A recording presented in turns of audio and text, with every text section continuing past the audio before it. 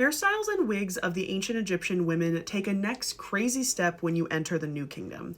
Yes, this could technically be because we have more examples of depictions of women in statuary and reliefs and even paintings, but there still appears to be a much wider range of hairstyles and wigs that you see during this time period.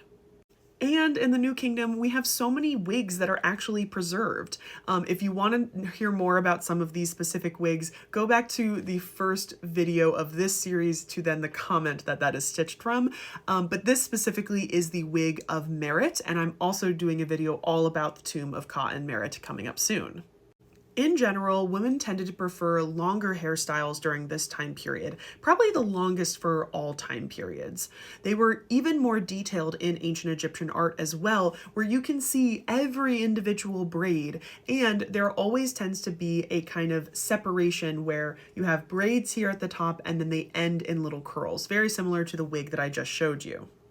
One of my very favorite depictions of hair in general is at the tomb of Ramosa, where the detail is just so amazing. And it's hard to believe that a lot of these tomb walls would then be plastered and then painted when they did so much detail in the carving. Like, why would you do that much work if you're just gonna plaster and paint it? There is also a specific style of wig that does appear in the New Kingdom, and it's something that's called a Nubian wig.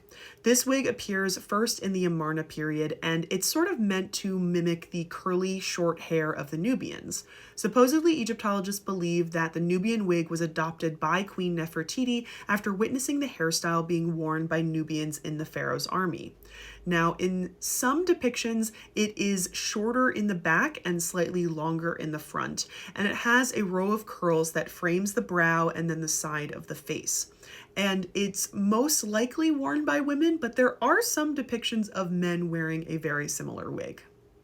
The next part is going to be where I'll summarize a lot of different wig styles from the late period and on in ancient Egypt.